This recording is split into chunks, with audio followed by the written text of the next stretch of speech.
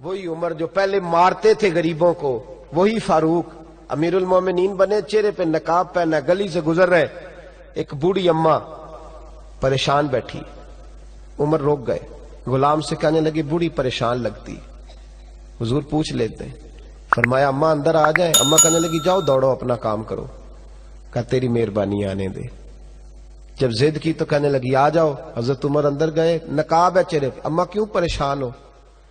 کہنے لگی عمر سے بڑی شکایت۔ کیا ہوا؟ کہنے لگی بوڑھی بھی ہوں، بیوہ بھی ہوں، بے اولاد بھی ہوں، 25 دینار کا قرضہ چڑھ گیا، 3 دن ہو گئے روٹی نہیں کھائی، عمر امیر المومنین ہے، اس نے میرا حال ہی نہیں پوچھا۔ حضرت عمر کہنے لگے اماں عمر کو کیا پتا تو اس حال میں ہے؟ تو مدینے کی وہ بوڑھی عورت بھی جانتی تھی کہ جمہوریت کیا ہوتی ہے، جمہوریت کیا ہوتی۔ اماں عمر کو کیا پتا کہ تو اس حال میں ہے؟ تو وہ اماں بولی، کہنے لگی کیا کہا تم نے؟ عمر کو پتا نہیں؟ تو عمر کو جا کے میرا پیغام دے دو کہ حکومت چھوڑ دے، اس کے حوالے کرے جو غریبوں کا پتہ رکھ سکتا ہے، نہ ادھر ادھر کی تو بات کر، یہ بتا کہ قافلہ کیوں لٹا؟ مجھے رہزنوں سے غرض نہیں، تیری رہبری کا سوال ہے۔ تو بہانہ کر کے سائیڈ پہ ہو گیا، بول، تو پتہ رکھ نہیں سکتا تو کیوں حکومت کرتا ہے؟ آپ کے غلام کہتے ہیں عمر دوڑ لگا کے باہر نکلے،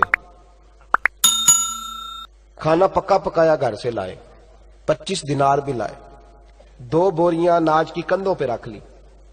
غلام کہنے لگا حضور مجھے دے دیں، فرمایا وعدہ کر قیامت کے دن بھی میرا بوجھ اٹھائے گا؟ حضور میں نہیں اٹھا سکتا۔ عمر لائے، اس بوڑھی اماں کو 25 دینار دیے، 2-3 مہینے کا راشن دیا، کھانا کھلایا۔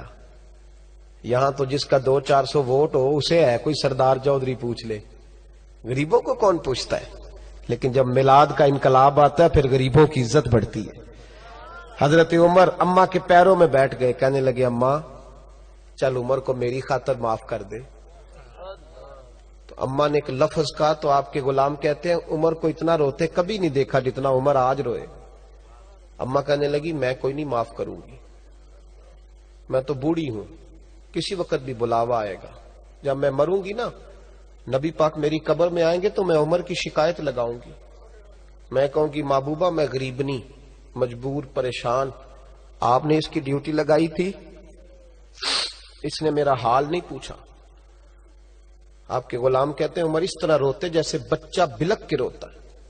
کہنے لگے اماں اس طرح نہ کرنا، عمر بڑا کمزور ہے، وہ بڑا کمزور، وہ یہ شکایت نہ لگانا، عمر بڑا ماڑا ہے، حضور کا سامنا نہیں کر سکے۔ اماں کہنے لگی نہیں میرا دکھ ہی بڑا ہے، میں عمر کی شکایت لگاؤں گی۔ حضرت فاروق اعظم منت کرنے لگے تو بوڑھی کہنے لگی چل تیری خاطر عمر کو معاف کیا۔ حضرت عمر کہنے لگے مجھے لکھ کے دے، اماں کہنے لگی تم لکھ دو میں سائن کر دیتی ہوں۔ حضرت عمر نے لکھا فلاں بنت فلاں عمر سے ناراض تھی، پھر عمر نے راضی کر لی۔ وہ اماں دستخط کرنے ہی لگی تھی کہ مولا علی شیر خدا آ گئے، حضرت عبداللہ ابن مسعود آ گئے رضی اللہ تعالی عنہما، اندر آتے ہی کہنے لگے عمر یہاں کھڑے ہو، میں سارے مدینے میں ڈھونڈ آیا ہوں، وہ ملک کے شام کے کچھ سفیر ملنے آئے۔ اماں فٹافٹ اٹھ گئی، ہائے یہ عمر تھا، عمر کے سامنے کہتی رہی۔ فاروق اعظم کہنے لگے نا اماں تو وعدے پہ قائم رہ، تو نے جو کیا ٹھیک کیا، سائن کر۔ اماں نے دستخط کیے تو حضرت عمر حضرت مولا علی شیر خدا کرم اللہ تعالی وجہ الکریم کو خط دے کے کہنے لگے علی گواہ کے سائن آپ بھی کر دو، عبداللہ بطور گواہ تم بھی دستخط کر دو۔ جب سائن کر دیے تو حضرت عمر نے رکا لپیٹا اور حضرت علی کو دے کے کہنے لگے علی مجھے امید ہے میں تم سے پہلے دنیا سے چلا جاؤں گا، جب میں مر جاؤں تو یہ رکا میرے کفن میں رکھ دینا۔